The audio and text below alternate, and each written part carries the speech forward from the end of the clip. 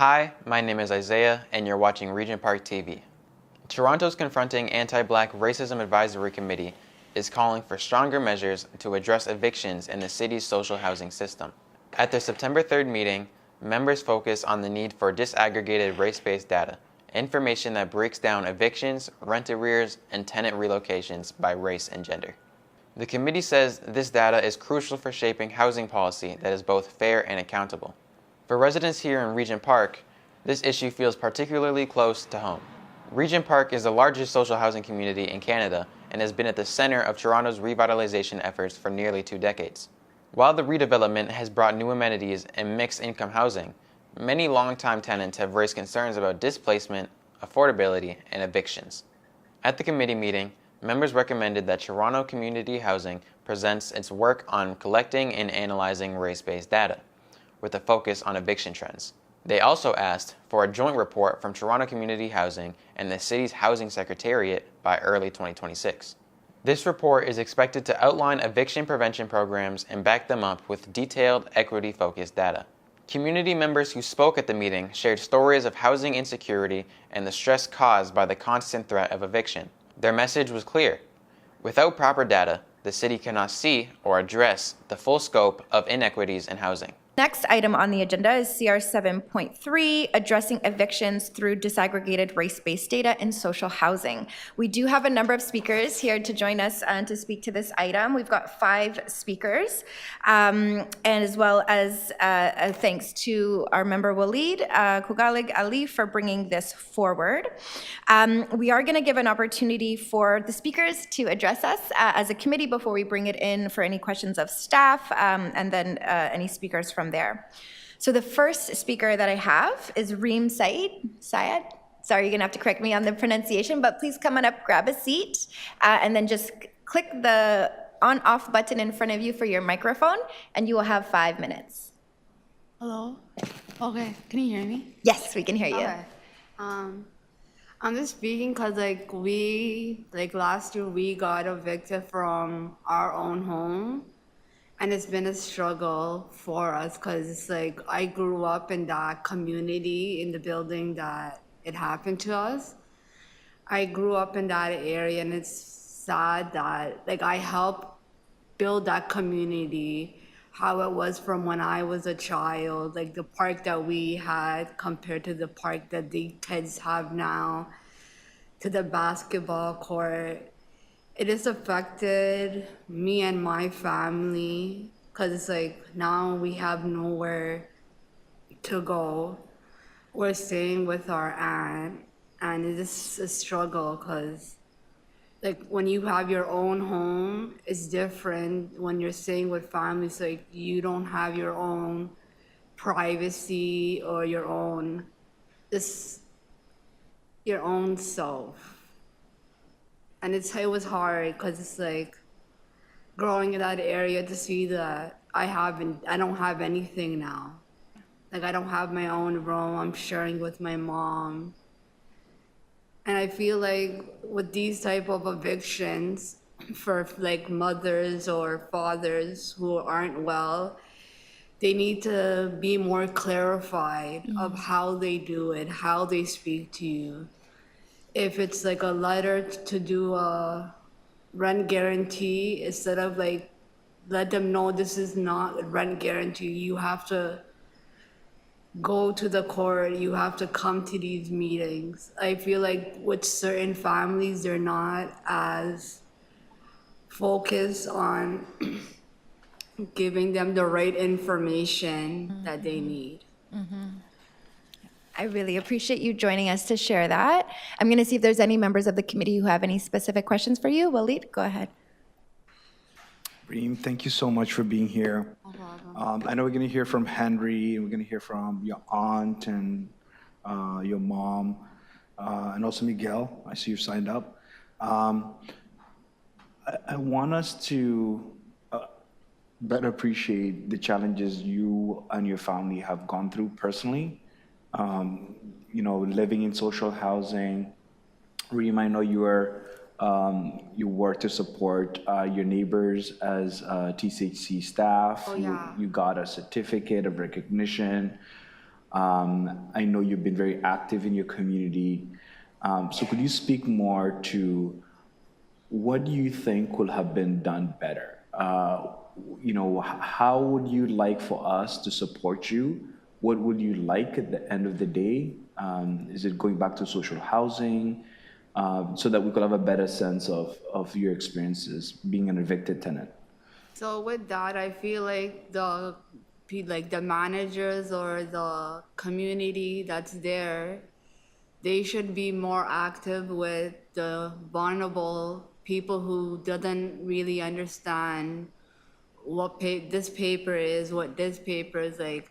Instead of just handing it to the tenants or to whoever it is, they need to be more focused on to know what they're signing, what the paper is, just to help more. Because if I wasn't there, I'm pretty sure my mom wouldn't really understand, and maybe other families, they don't understand that either. They need to clarify of what people are signing and what they're getting themselves into. As a quick follow-up, do you think you have, as a TCHC tenant, were you aware of your rights? Did you know where you can turn to? Did you have supports when it was happening? We didn't have no support at that time because it's the new management team that they have, the new committee, it's different than when I had it. When we had the manager come, she'll be like, okay, Susie, this is your new lease for the new year. Sign it, give me your pay subs or your government subs. She was a lot better, and then she retired. So it's I feel like when you're giving something to tenants or to new tenants, they need to know what they're doing and what they're signing. Reem, thank you very much. And I'll pass it back to the chair. Thanks, Waleed. Thank you for joining us, Reem. And if you are still looking for supports around navigating, stick around. I'm sure Waleed and others are happy to provide some additional hopefully leads on local folks who can help you get connected in. But I really appreciate you taking the time to join us, because it sounds like training and being intentional about the work we're doing and supporting people is critically important, and you're such a great example of why that matters. So thank you so much. Appreciate your time. Thank you. Next I have Henry Wellington. You've got 5 minutes to address the committee. Thank you. I definitely think that we need more current, in-depth race-based eviction data, and not necessarily just on evictions, because as I've spoken to Waleed about before, there's a lot of loopholes where people get the eviction notice, but there's not ever a formal eviction, so then it's not registered.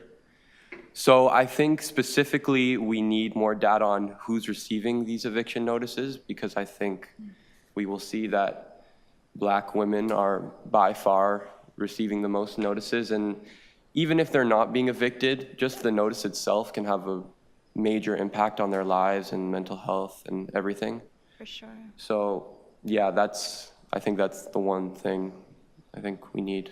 That's great. Henry, thank you so much. I know Waleed's playing double duty as AV today, assistant. I'm not sure if we're able to show the video the clip that Henry's worked on for the documentary, but we're going to try to get it up so members online and anybody watching can see it as well. Just pause the time.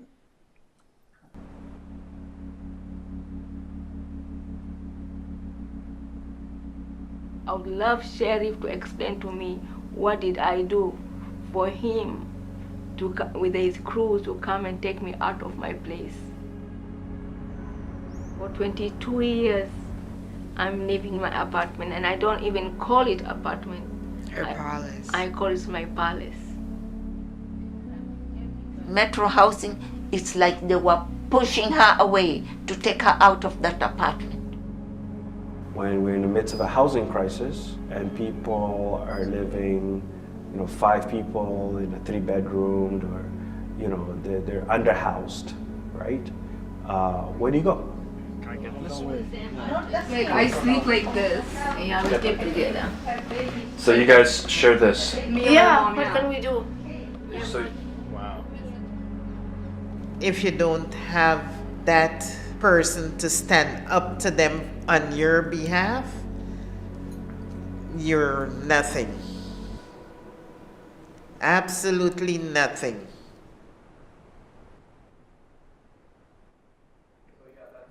Few more people, but I didn't have enough time, but I could have made that documentary 5 hours. It's only 15 minutes right now, but yeah, that's it. Thank you. Thank you so much, Henry. Really well done. And I think it's so important that folks like you, artists and creators, are bringing attention to these kinds of stories and also taking the time to join us, to share them with us, because we get to make decisions about how we move forward. So thank you so much for taking the time. Great work. Keep it up. Keep going. Make the documentary bigger. You know, more people need to hear and be engaging in these conversations. Thank you. No worries. Thank you. Any questions, sorry, from members of the committee? Go ahead, Waleed. Henry, I know it's 15 minutes long. I'm going to try to make sure the committee sees it because I know it was impactful. But I just want you to share with the committee, as someone who has recently been exposed to this crisis in our city. I know the data that you shared in the documentary about Black women being evicted at alarming rates, not just here in Toronto or in Canada, but in North America, is a staggering stat. Did you ever imagine that in a prosperous city like Toronto, in a rich, developed country like Canada, that we will witness folks being evicted from social housing, which is the last resort, which is the housing of last resort? Because if you're not in social housing, where do you end up, right? So if you could speak to that, that'd be greatly appreciated, Henry.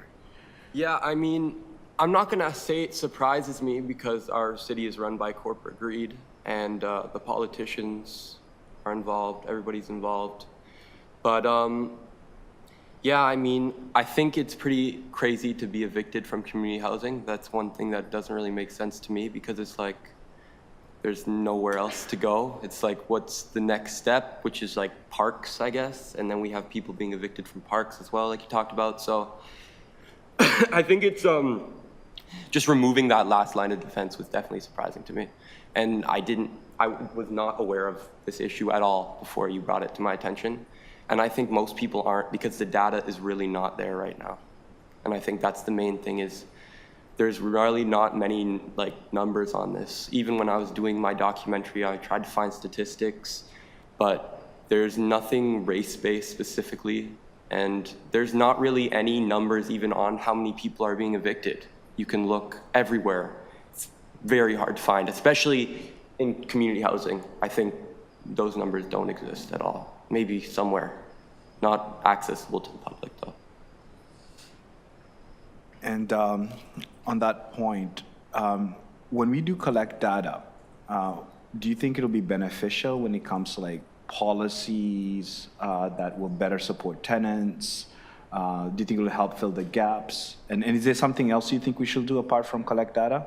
I mean, I don't know, it's hard to say because at the end of the day, there's only so much that the numbers can do besides like, obviously we need to bring awareness, but I think what it really comes down to is we need to stop giving housing contracts to private equity companies. I think that's really what we need to do to actually see real results because, you know, like these 100 affordable units in a 3,000 unit condo doesn't even put a dent in the real issue we have. And I mean, over half the people in our city can't afford the housing in Canada now. So, I mean, 10% affordable units, it's nothing. Yeah, it doesn't make sense. Thank you, Henry. There are members of the committee with questions for Henry before we go to our next speaker. May, go ahead. Not a question, just a comment. I watched the documentary and I cried watching it. So like amazing work with you, and I know how hard it is to share a story, especially when it comes to eviction, when there's like feelings of shame or embarrassment around this type of topic, but it is something that a lot of people do deal with, and dealing with that, something like that in silence, I know is very hard. So I just wanted to congratulate you and thank you for creating this documentary, and also thank the voices in the documentary, because oftentimes it's the hard stories that need to be told and need to be heard, because you're definitely not alone in going through something like this. So thank you. Yeah, no, thank you. And they really are the real stars of this story. And I wish there was something more I could do to help them now, but you know, they need housing. I think they're talking about being banned from housing too, which, I mean, how do you get banned from community housing? What's left? So yeah, I think if there's anything that I would like to get out of this documentary, it's them somewhere to live. Thank you so much, Henry. Appreciate you. I do have Miguel Avila next for our speakers list. Miguel, if you want to come join us to speak on the addressing evictions through disaggregated race-based data in social housing. We're glad to have you. And you've got 5 minutes once you're ready.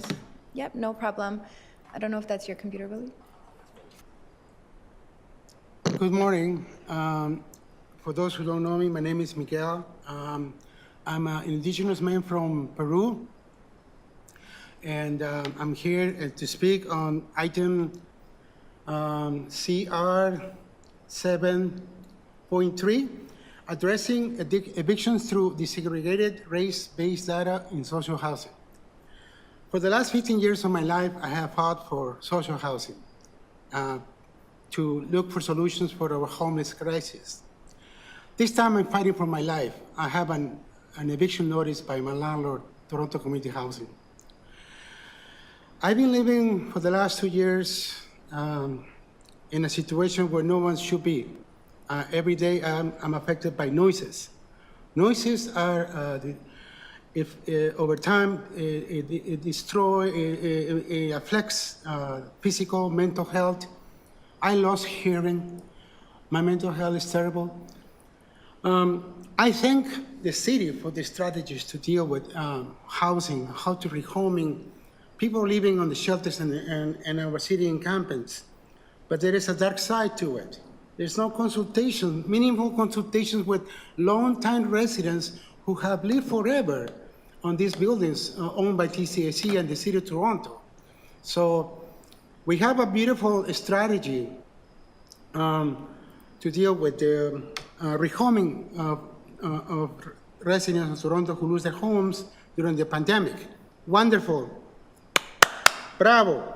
But without proper consultation with the long-time residents who are used to a routine, who are used to go to bed and get up and do the routine to come to work like I do.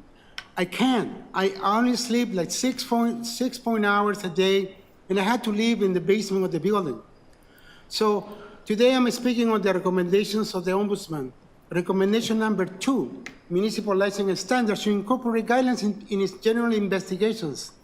Standard operating procedure for when decisions and reasons should be communicated to complainants in writing. That's a failure. Right now, when it comes to noise investigations, in which I have spoken about it at the Toronto Police Services Board, your Councillor Morley, you're a witness, I have dropped 2 times to speak about the community safety unit officers. They're not able to investigate noises. So this job should be done by the MLSC. And unfortunately, there were some hiccups in developing a new technology which allows the recording of decibels when you hear at nighttime. So that technology has been put in practice in my unit, but unfortunately, the residents in the unit were not in their homes. So I'm sure I had to make a freedom information request to find out how many decibels were heard during the time of the testing, which lasted for 48 hours. So this is me sleeping in the basement of the building. 11 months, my friends. This is how I pay my rent, sleeping on my 2nd bedroom. I have made 200 calls to the community safety unit. My mental and physical health has been damaged. Loss of hearing, paying rent. I am paying my rent on time, and now I'm being affected by an N6 notice. All because TCHC has no idea how to deal with residents who come from shelter and encampments. We want to make this a policy to avoid the displacement of residents, that they successfully adapt to live in these buildings, but without proper wraparound support services. That Mr. Doug Rollins from the Housing Secretariat presented to the TCHC board last April 15, 2025. He said that TCHC has to do more. The city has to do more to provide services, also support like for tenants who are facing eviction. I think we have to provide more education and support services. So I'm here to let you know that we do have consequences, unintended consequences, when a strategy is implemented without making proper consultations. I want to see those residents successfully be housed in TCHC, but at the same time, those residents do require a certain level of support and wraparound services that is not available. It's almost like they drop the ball on them. It's 3 months, you don't follow up with the agency that you're supposed to be connected, they remove you off the list, and you're on your own. And then 5% of that population ended up evicted. So it shouldn't be that way. What happened is we don't have transitional housing, another major factor. Thank you. That's 5 minutes of my deputation. Great job, right on time, Miguel. Thank you so much for joining us, and I'm so sorry to hear about the conditions that you're navigating. It's me. I do hope you're able to tap into the supports that you need. And it's Waleed's got a question, so we'll turn it over to Waleed. Go ahead. Thank you, Miguel. Miguel, I know you've been at many meetings at City Hall, TCHC board meetings. You have a lot of experience navigating the system, and I actually feel like you have a lot more information than regular tenant. And I think what's really important for you to reflect on, and this is a question I asked the previous deputant, apart from collecting disaggregated race-based data that will help us appreciate the challenges, and so that we could invest in solutions. What else can we do? Because you mentioned that there needs to be supports for tenants at risk. We heard from Reem earlier, was a tenant at risk and now was evicted from social housing, right? The housing of last resort in our city. What are those important interventions that we need to support? So for example, at the Ontario Landlord and Tenant Board, right? If TCHC is giving you an N6 notice, they're coming with a lawyer to get you evicted. But what about the tenant who does not have the resources to pay for a lawyer or cannot access legal aid because it's not fully funded? There's a lot of people waiting for supports through our legal aid system in Ontario. What are your thoughts on that? Thank you, Waleed. You are absolutely correct. There should be more funding for tenant legal defense. Thanks to our Premier, Doug Ford, who decided to chop budgets at the legal aid, we are not able to fully fund programs for tenants who are facing eviction. I went through that journey myself. I had to knock several doors. I had to talk to lawyers, paralegals, wizards, magic people. I don't know. I tried to knock on every door, and everybody says, Miguel, unless you have money, we will take you on. But thankfully, Parkdale Legal Clinic was able to take me on. And Parkdale Legal Clinic has additional funding. Imagine if that same funding was available for all the legal clinics around the city. We will not have residents coming here and says, I got evicted, I was not aware of the process, I didn't have the funds to defend my case because there's over two sides of the coin. The landlord can say these things, but you also have your story. What led to your eviction? And in my case, I explained to you guys, it's about sounds, noises, complaints that has affected my life big time. So in answer to your question, Waleed, you're right. We should have funding to provide to our tenants with those tools necessary to defend their case in court. And in addition to that, we should have more housing, transitional housing, as I mentioned earlier. as my last part of my deputation, because we need to let those tenants be aware of their roles and responsibilities as tenants, so they're able to mingle with the other communities that have been established for 30 years. In my case, I live in that building, 220 Oak, for 15 years. Imagine if we have a welcoming committee and we train our tenants how to be responsible and nice to other residents and I don't know, find a way out. It's that, if it's always a way now, there's a will. That's, how it goes. Thank you so much, Miguel. I really appreciate you joining us today and for your ongoing advocacy. Any other questions from members of the committee for Miguel? Seeing none, thank you so much. Next on our speakers list, I have Fatima Abdullah. You can turn your mic on at the front and you'll have 5 minutes to share with the committee.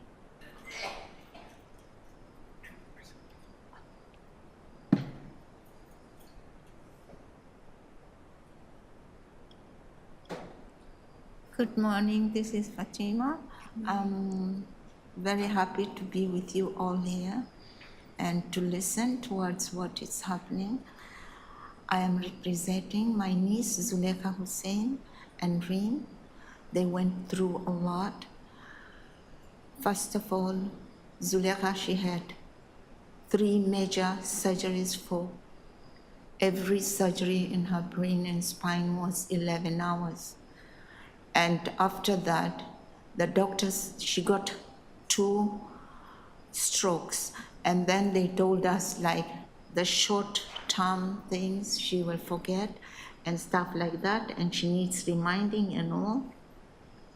And before the previous housing, because she lived for 22 years, the previous ones, they know her situation and they come and they tell her, this is the paper like this.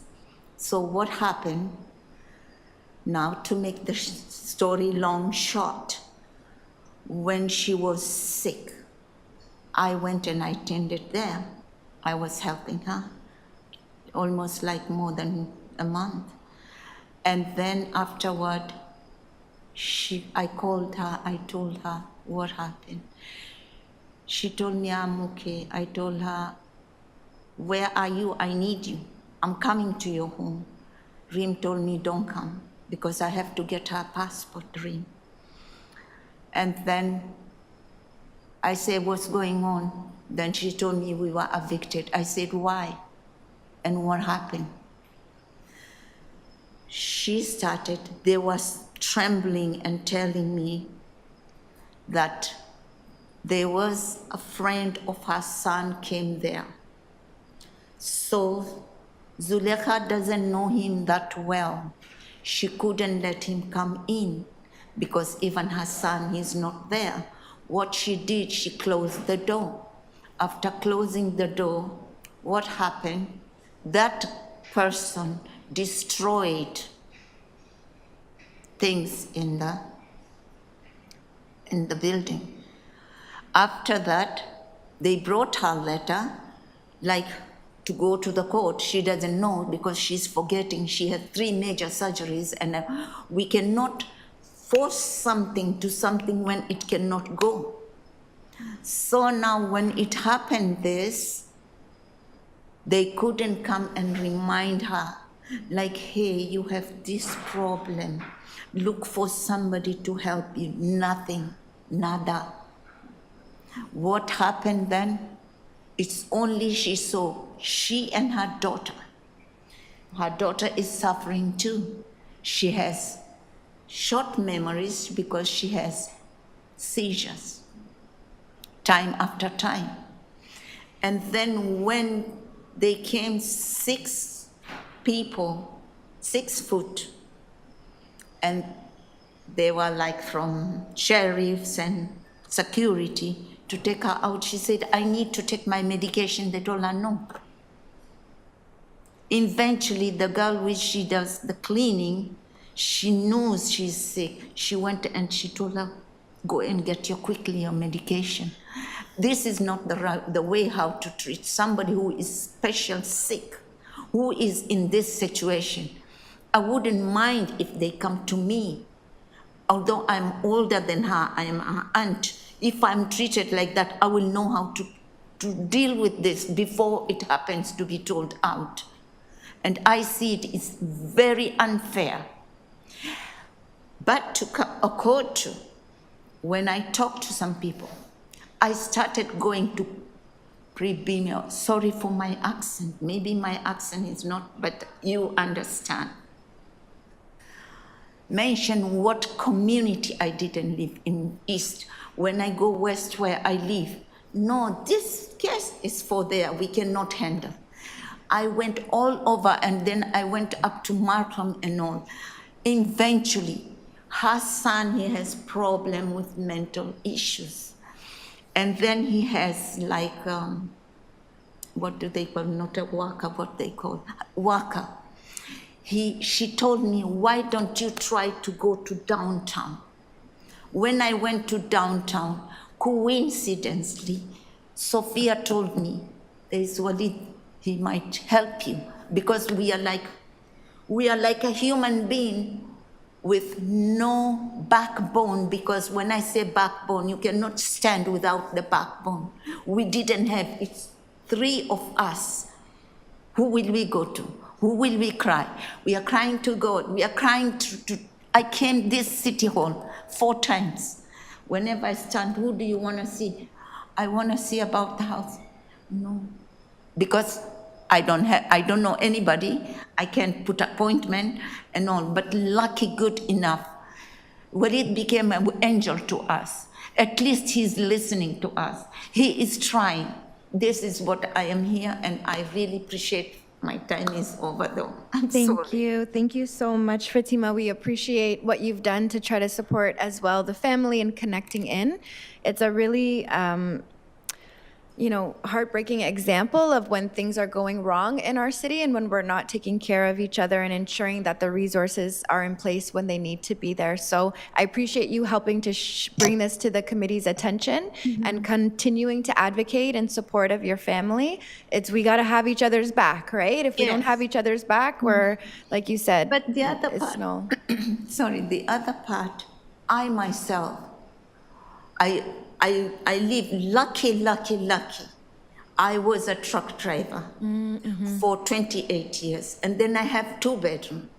When they want to move me to 1 bedroom, because now I got injured, racial injured, and then I can't see with this eye. They're trying to revive it because of somebody attacked me, young girl, a gym girl. So what it is, lucky I have that 2 bedroom. So this 2 bedroom, it is what I pay market rent. And at the same time, it's a co-op. Yeah. Now co-op, they question me, but thank God I don't keep anything. Whatever is happening, I tell them there is this. Yeah. Right now, she is not well. She couldn't come downstairs. Then a friend of hers told her, come and stay with me for a little bit because of downstairs. I'm going to see, Fatima, if there's any members of the committee who have a specific question for you as we move forward in the dialogue. I'm looking around. Walid, yeah. Anybody online? Seeing none, go ahead, Walid. Fatma, thank you for coming. You're an angel for taking care of your family members in times of crisis. And what stood out from what I heard from Reem and yourself is this matter went to the landlord and tenant board. There was no representation. You folks were not represented. The other perspective was not at the table. And a decision was made to evict. The second thing that I'm hearing is when you went to a legal aid clinic, it was challenging because it depends on where you live. So when you went to the first legal aid clinic, well, you're evicted, so you have to go to a different legal aid clinic. Yes. You go to the other legal aid clinic, well, this issue happened in another area. So there was that challenge with access. I want to ask you a very simple question.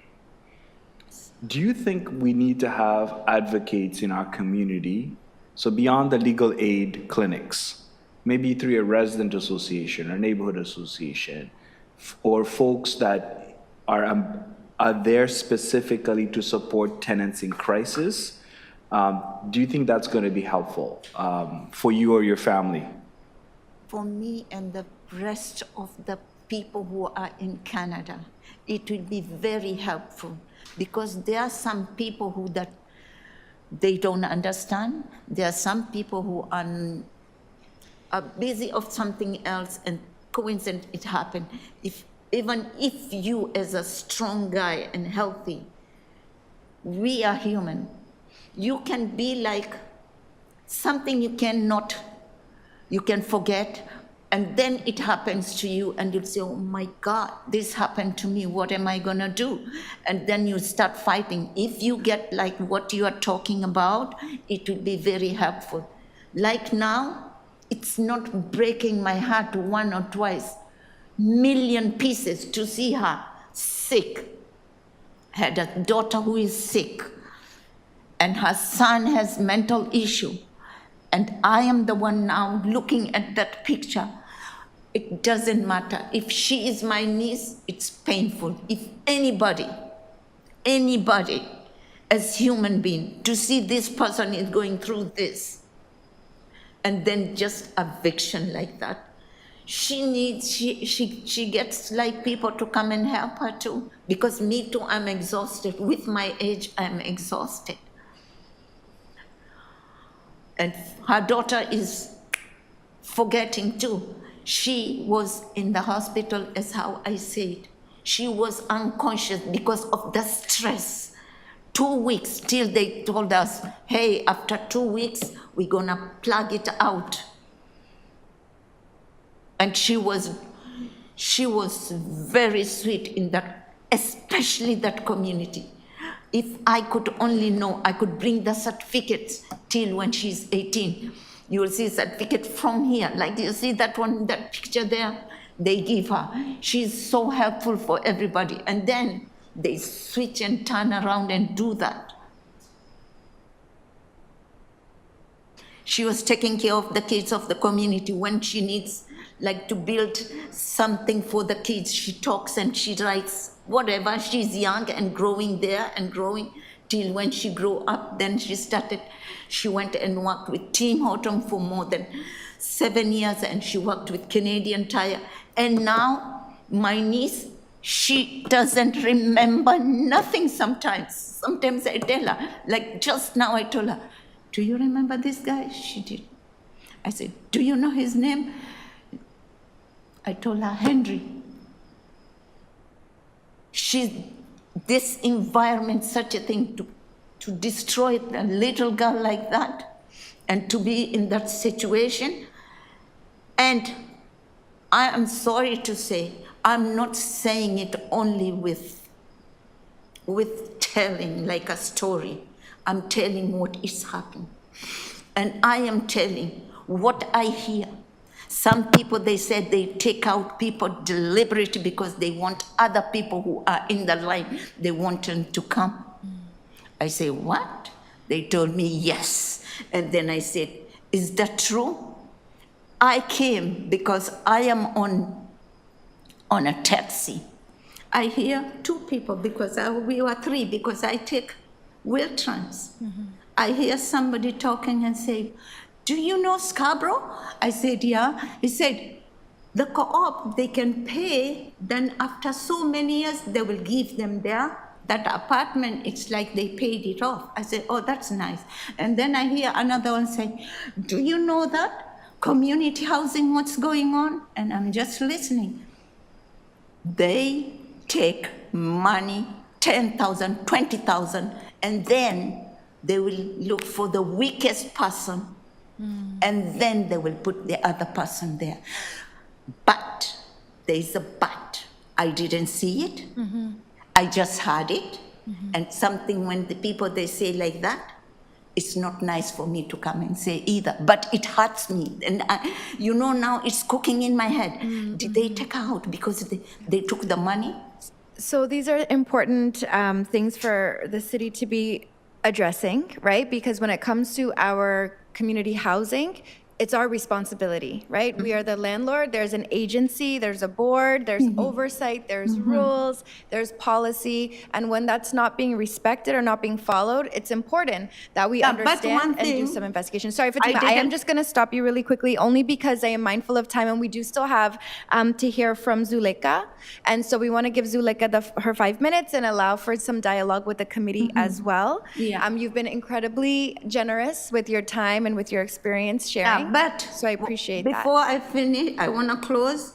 Something when I don't have a proof and I didn't see it, I will just say, oh, I heard it, like the news. I heard it, but it's not there. It's not true. As long as if I could have a video, I could have a proof, then I can say, yeah. But now they keep me worried, Like, is it because of that? It causes suspicion, but it's worthy to look into. So we appreciate you bringing it to our attention. Thank you so much to listen to me. I appreciate it. I hope that you will help us here.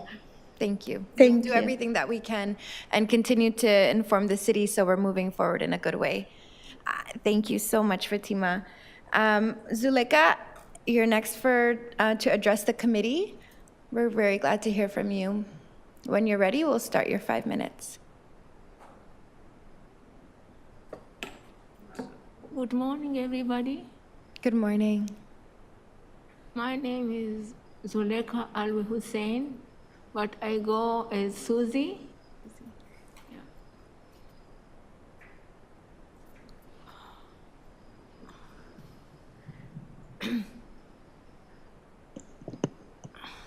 Whenever I see a lot of people, I panic.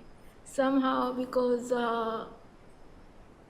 about the housing, when those sheriff came, everybody, I was very shocked. Not only that, I lost my 2 pets. I have 2 cats that I could not even take them. So the thing is, when they evicted us, we have to leave them in the house. And at the end, I have to give them away. I lost a lot of things in my home. And I never expected when the way they came and they present themselves, it was not polite. It was only me and my daughter. Even they didn't allow me to go to use the bathroom. They did not let me, because when I panic, I pee on myself. So I tried to I couldn't tell them that the second I go to use the washroom, they told me you can't. And they were following me when we left the apartment. They were following me when I was going. And they say you can't stay in this complex anymore. But at the moment when I was in the park, a friend, when they saw me, he gave me his key because I didn't know where to go. So I went to his place.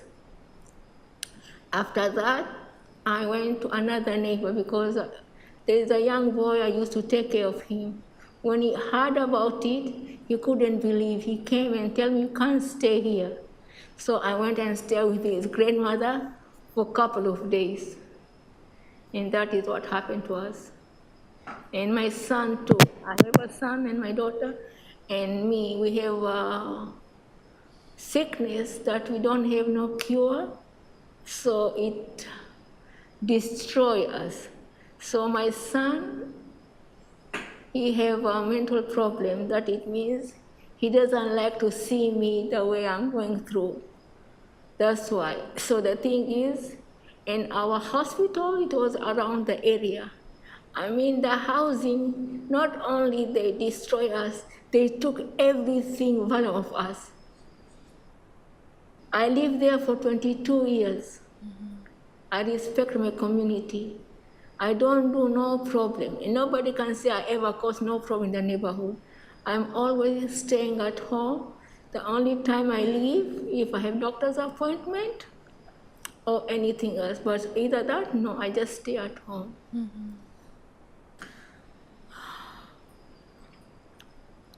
Thank you so much for joining us today. And sharing your story and your experience. I know it's very difficult. I can hear and feel from you and your family and your daughter and even Henry, who came to support you today. So we're really, really hoping to hear that there will be some positive supports and some outcomes. I know Waleed's engaged with you all, and we'll chat after this to see what else we can do to get some resources and some supports. But this is a really important issue, and your example is important to help us do better as a city on how we navigate these challenges. I'm just going to look and see if there's any members of the committee with questions for you, Zulika. Seeing none, we want to thank you so much, and our hearts are with you. Okay, you'll be in our hearts and our minds, and we're going to take it into committee to have some discussion about what we can do on the go forward. Okay, thank you so very much. God bless you, and we'll continue to pray for you. Thank you guys so much for your support. I really appreciate that. Thank you so much. Thank you so much, Zulika. So members, we are going to bring it into committee. This item originated via a letter from our colleague Waleed. So Waleed, I just wanted to give you 5 minutes to speak to the letter, the motivation. Obviously, we've heard from the deputants here today about the real human toll that's going on and the importance we know with the housing crisis of addressing evictions generally. So I'll just give you a moment to speak to it, and then we'll go to questions of staff. So go ahead, Waleed. Thank you, Chair. First of all, I want to start off by thanking Henry, Reem, Fatma, Zulekha for coming out to speak today. It took a lot of courage.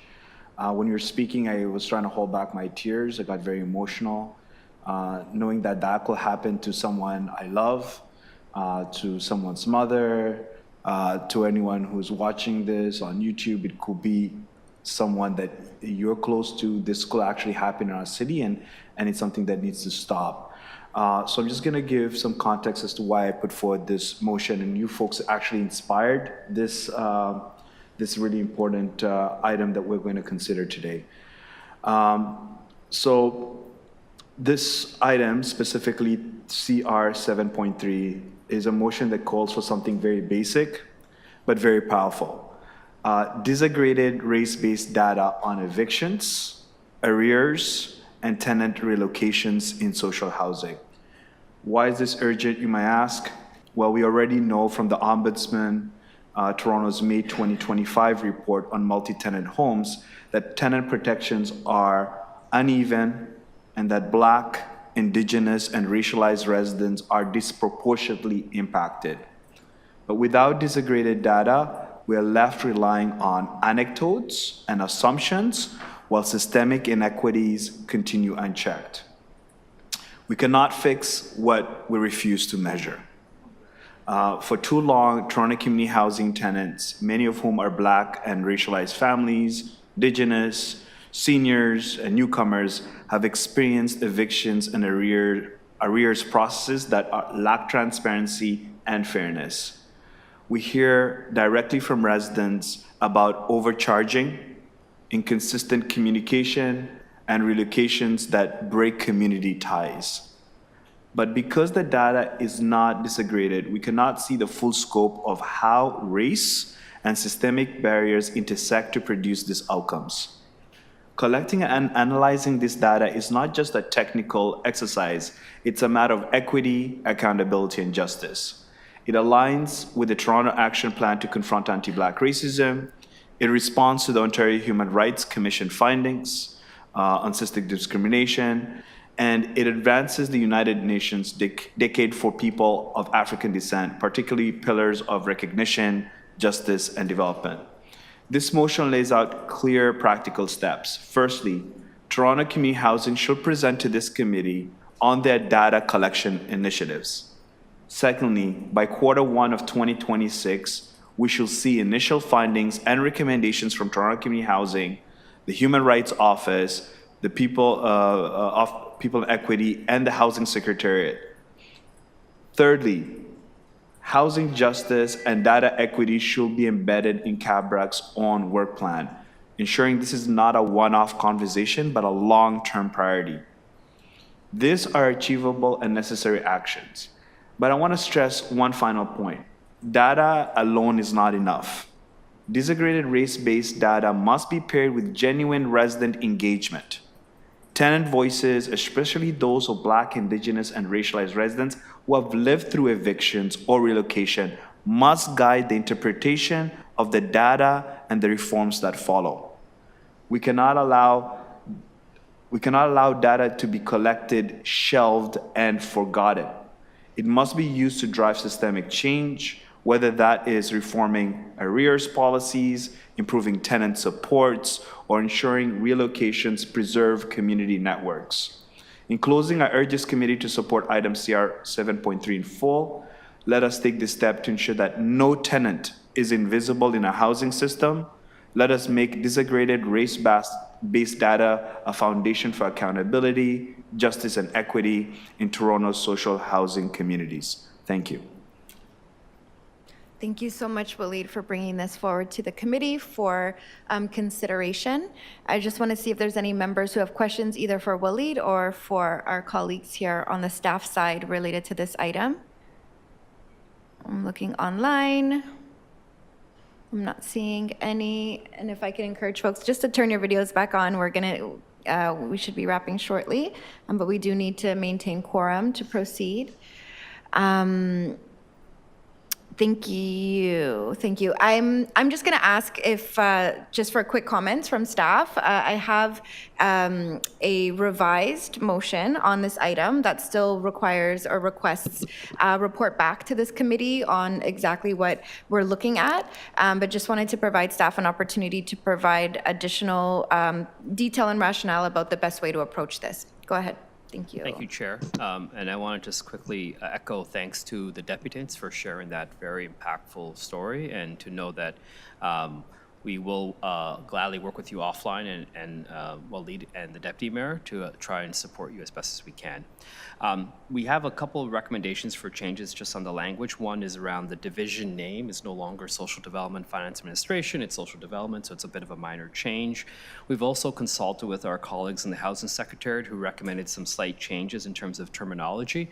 I think we just have to be cognizant of some of the language around social housing versus, in the report you referenced, multi-tenant housing, which is oftentimes private housing. And so just some language around how do we clean that up. But we are committed, and our colleagues at Housing Secretariat as well as TCHC are committed to come into this committee with a fulsome report in Q1 of 2026. So the recommendations as put forward is something that staff are happy to support. Awesome. Thank you so much for that, Mo. Any other questions for members of the committee? If not, I will go ahead and move them. Oh, sorry, Kathy, do you want to jump in on this one? Please go ahead. You've got 5. Just unmute.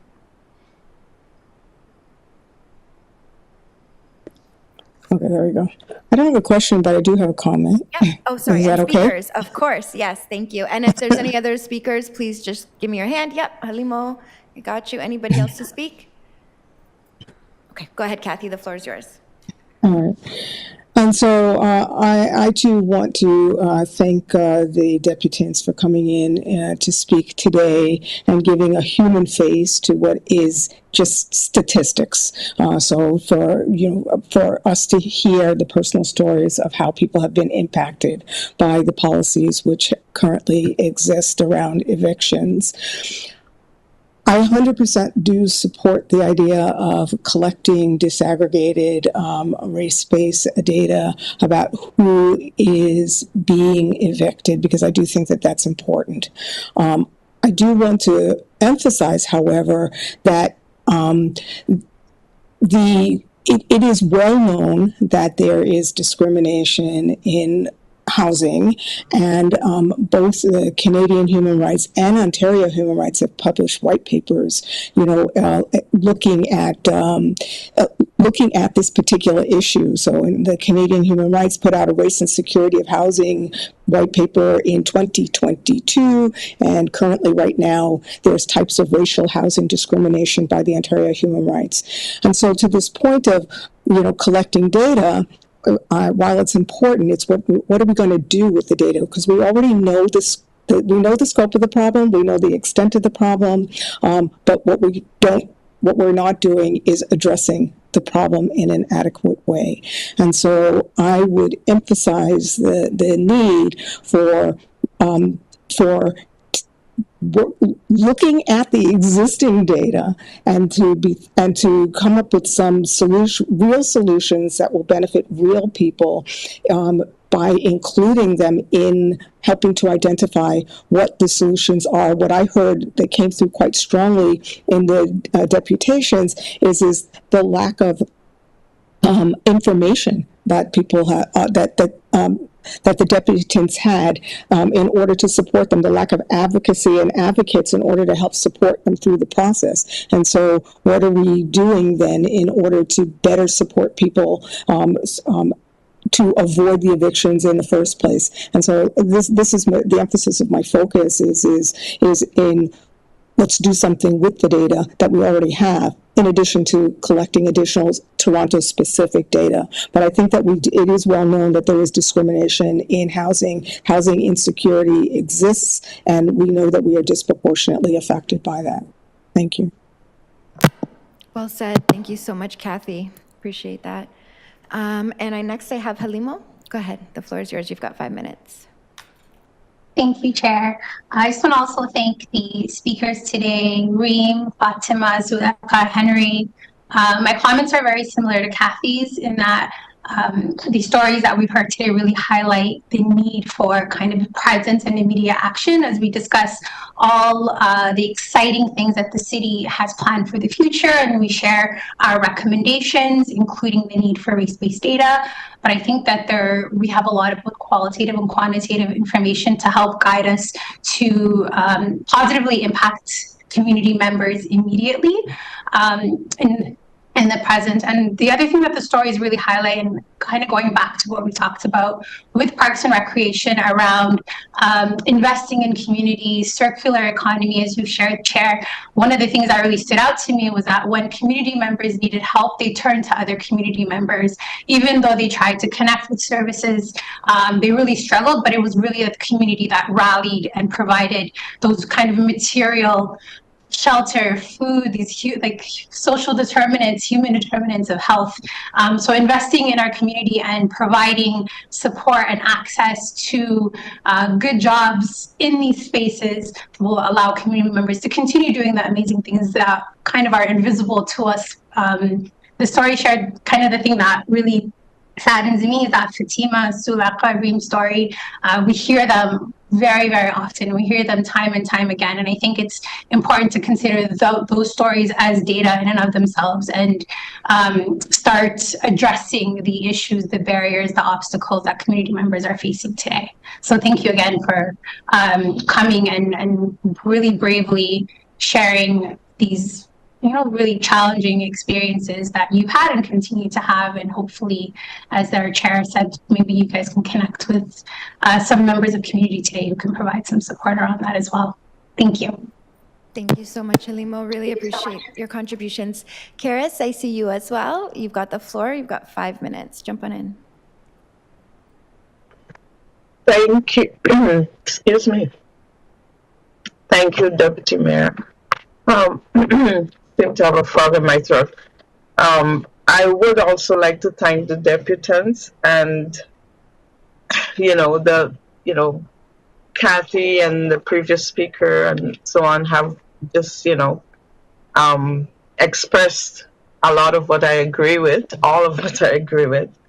But I wonder when we talk about going forward and also looking at advocacy, whether the folks, mostly Black women who we saw today and what the report says, whether they're aware of the Black Legal Action Center, because I heard, people talk about getting support from the community and so on, but the Black Legal Action Center actually is there to represent Black people, against anti-Black racism. And I wonder if they're aware of that, and if they're not, if we can let them know about this center, which is located in downtown Toronto, and which looks after, takes on legal matters for people in the Black community. And that's all. It's a great recommendation, Chris. Thank you so much. I know folks are listening and taking some notes down. So we will absolutely try to connect those dots today. I've got Waleed to speak, and then I'm going to speak. Anybody else who wants to speak on this item? Okay, great. Go ahead, Waleed. Yeah, I just want to thank chairs for that point. I just want to make it clear to everyone, I deal with legal aid clinics all the time, and the feedback I get is we don't have enough resources. We don't have enough housing lawyers to represent residents who are facing evictions. In fact, what they are trying to do right now is support those who are doing appeals. So what they basically do is give them a briefing on what they can expect at the landlord and tenant board, and that's it. If they don't have a champion in their community, if they don't have someone who can articulate their position eloquently and effectively, they will be evicted.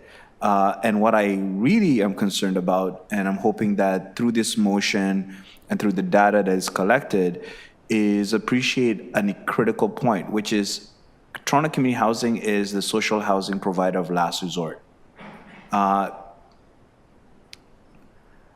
The fact that we have vulnerable Black women who are just evicted from social housing because of damages caused to an elevator, something so preposterous, really needs it's a point for us to reflect, who are we providing social housing for if it's not the most vulnerable members of our community?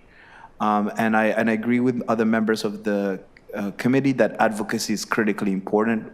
We as a city need to look into how we can ensure that there's not just residents in those communities that are trained to provide supports and advocacy, but also their rights. Not many tenants are aware of their rights. They don't know about what an N6 application means, or whether if you have an issue like Miguel with noise complaints, that you can file another application, and how to go about doing that. This is really critical information to ensure that folks live with dignity in our city. So I just want to remind everyone that this is just the first step, and I'm hoping that working with Toronto Community Housing and their leadership, that we will find solutions so that we never hear a sad story like the one we heard today. This has to end, and it's facing Black women, Indigenous women in numbers that are really at a crisis level. Thank you. Thanks, Waleed, and thanks again for your leadership in bringing this to the committee. I am going to move a motion that just slightly amends, as discussed and working with staff, the recommendations within the letter. So it would include Economic and Community Development Committee requests the Confronting Anti-Black Racism Unit, Social Development to invite Toronto Community Housing and the Housing Secretariat to provide a presentation by the first quarter of 2026 on race-based data collection through various housing programs. So that will provide sort of the framework for them to get back to us with the information we're looking for us to dig deeper with the questions that we have, not just on what that data is telling us, but also what we as a city are doing about it. As someone who's worked in community my whole life and someone who believes strongly in the role of advocates and organizers, and I know personally from my own experience both what they have done for me and what I've been able to do in service of others, we absolutely need to continue to ensure that all residents in our city are empowered. And equity means meeting people where they're at with what they need for them to be successful. So whether that's really looking at how are we training, informing, and expecting frontline workers to implement our strategies and goals around equity, and what supports do they need, both tenants, frontline workers, local residents associations and groups. These are the things that are going to make the fabric of our city really strong again, and it's going to ensure that some of these challenges and crises that we continue to navigate and that are are, I'm sure, breaking all of our hearts as we walk, and witness them, to be able to contribute our energy, our experiences, our care for each other to a better way forward. And that's the work that I know I'm committed to, and I know members on this committee are also committed to. The other thing I wanted to underscore and highlight, I think, and was mentioned by Waleed in his original commentary and in the letter, is around ensuring that the work plan for the Confronting Anti-Black Racism team continues to underscore and double down on our work around housing specifically, and housing of racialized communities, Black communities, Indigenous communities. So we look forward to continuing our work together to ensure that this is a clear, a line of sight for us, a clear focus for us, so that we can continue to move the city forward in a good way and ensure that these kinds of experiences are not repeated as we learn and ensure we're doing better into the future. So thank you all so much. I am going to have my motion on the floor. All in favor of the motion there? Sorry, any questions on the motion? Sorry, I see one from Lucina. Go ahead. Sorry, could we just post it up again on the screen for Yep, folks to if see? clerks can put that up, and it should be accessible to all members. So we'll be looking at the first quarter of 2026 on the report back for race-based data collection from both Housing Secretariat and the Toronto Community Housing Group. Get questions? Yep. If you have questions of the mover, please go ahead. Sorry, just hoping to maybe get some clarification on just the language change around moving from social housing to housing programs. So I think, are we still maintaining accountability to the specific focus on social housing rather than what constitutes a housing program? I think. So I'll just jump in to say that there are a number of eviction prevention programs, for example, that are not necessarily TCHC specific. So we heard about co-op housing, and there's other social housing that exists that the city does have supports in place for. So I am going to turn it over to the expert, my colleague beside me, to speak a little bit more to answer your question. Thank you, Chair. I'm certainly not the expert. Our colleagues at the Housing Secretariat are. So their request was to keep it more broad because they do provide support beyond just TCHC, but our colleagues from TCHC are included in the motion. So they will be providing what data they do have available. But we also provide different types of housing to the city. So this is trying to capture all the different housing types that we have. One, just a side note for the committee members' consideration, is that a lot of housing eviction and housing oversight is really maintained by the province. So just for the committee's consideration and just to have in the back of your head for further conversation in Q1 of 2026 is what further asks do we need to make of the province and what further engagements we need to make with the province, particularly in terms of their oversight of the landlord-tenants board. But short answer to your question is that it is included, and it's actually more broadened out to include some of the other portfolio of work that the Housing Secretariat oversees.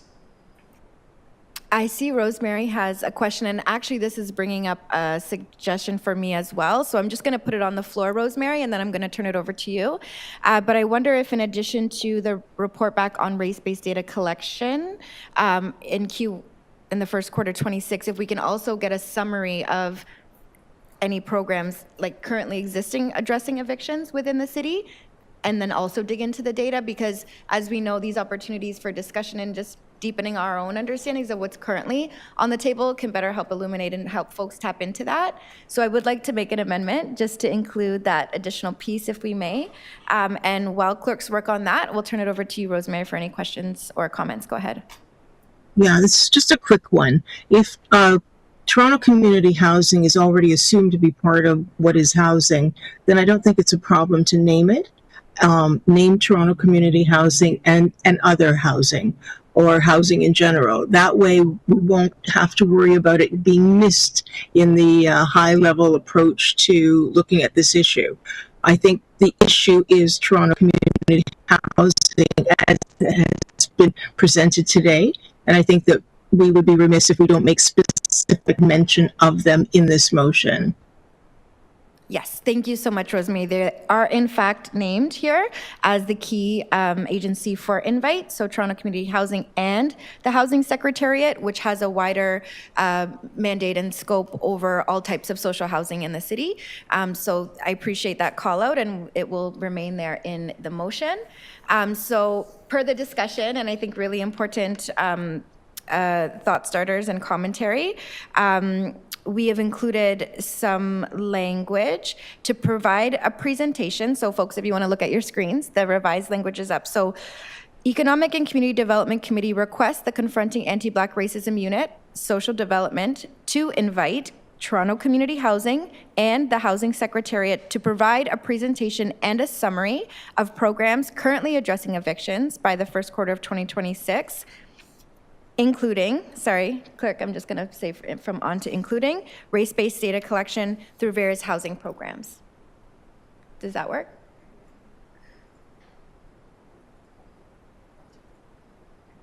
Sorry. I would like to see you add Toronto Community Housing before housing projects.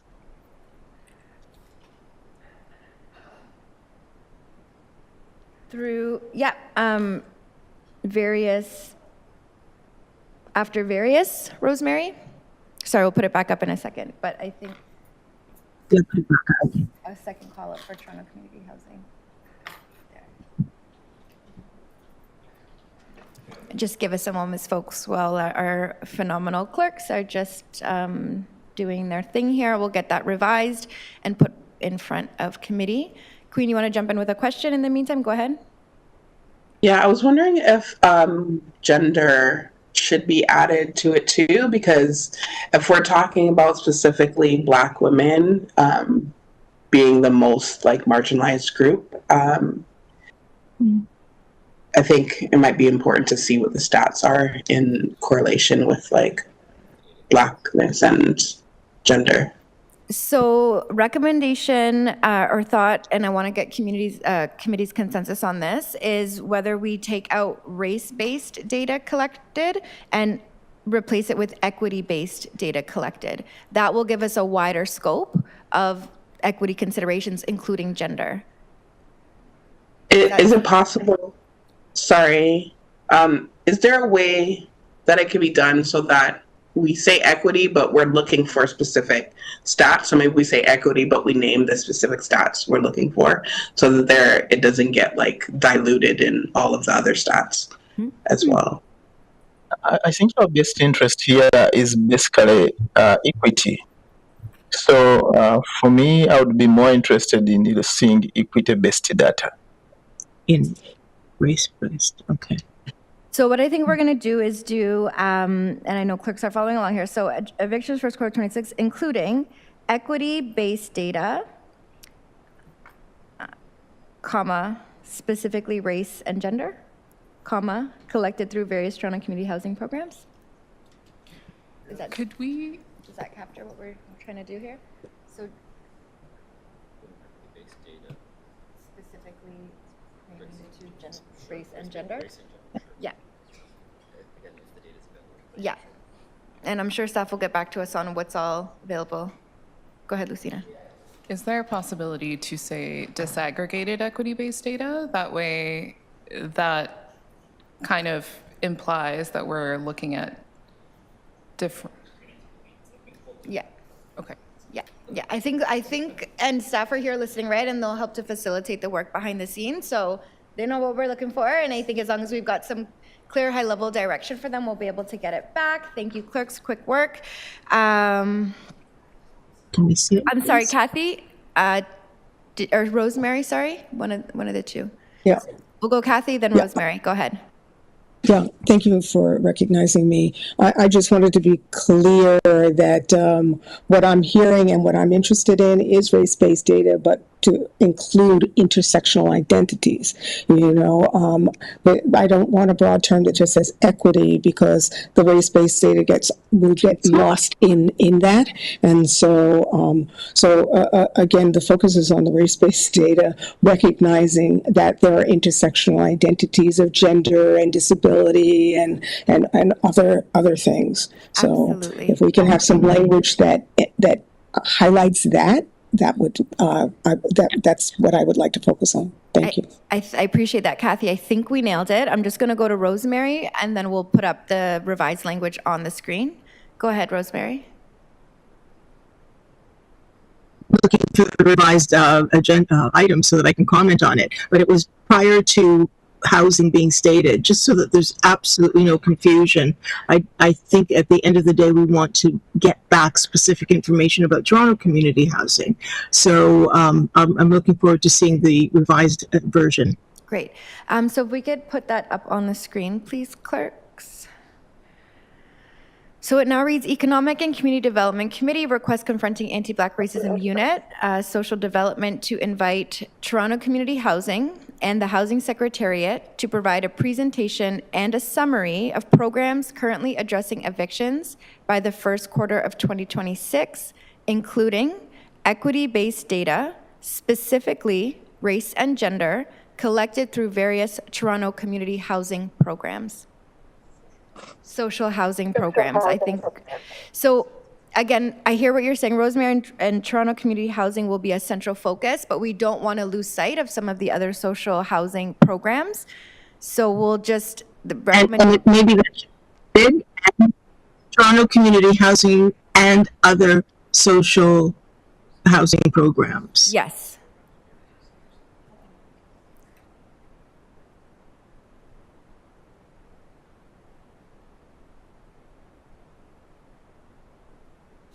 All right, folks, so one last amendment here to this motion. Appreciate the collaborative nature of the work today, folks, and appreciate staff keeping us kind of focused on making it digestible and possible to come back in the timelines that we're looking for. So if folks take a peek at the screen. Excuse me. Sorry? Excuse me. Karis, yeah, It's Karis. Yes, I know you said one last amendment, but I was wondering whether instead of saying specifically race and gender, we say including race and gender. I think it might have the same effect. Nah, I don't think so. I think including would broaden the focus. Our vice chair has some thoughts. What do you think, Lucina? No, yeah, I think just speaking on intersectionality, I think including maintains the effect of that intersectionality lens, because I presume income is probably a dimension we would want to look at as well, right? And so being inclusive by saying equity-based, including. All right, so specifically, we will update to including. And Thank you. Thank you, Karis. I know it's quite complicated, but we need to be really specific about what we want so that we get what we want. Absolutely. I couldn't agree more. So we've revised that to including. So I'll just read off the final wording one more time for everybody's benefit. So the recommendation will be Economic and Community Development Committee requests the Confronting Anti-Black Racism Unit, Social Development, to invite Toronto Community Housing and the Housing Secretariat to provide a presentation and a summary of programs currently addressing evictions by the first quarter of 2026, including equity-based data, including race and gender, collected through various community housing and other social housing programs. The motion comes in response to a report from Ombudsman Toronto earlier this year, which exposed serious gaps in tenant protections in multi-tenant homes, gaps that disproportionately affect Black, Indigenous, and racialized residents. The Confronting Anti-Black Racism Advisory Committee's recommendations aim to make housing justice a measurable, enforceable priority. If approved and acted on, the city will have until early 2026 to deliver its first findings. For Regent Park and communities across Toronto, this could be an important step towards ensuring equity and fairness in housing policy. Don't forget to like, share, subscribe to our YouTube channel, and visit us on all our social media platforms. Please visit our website for more information.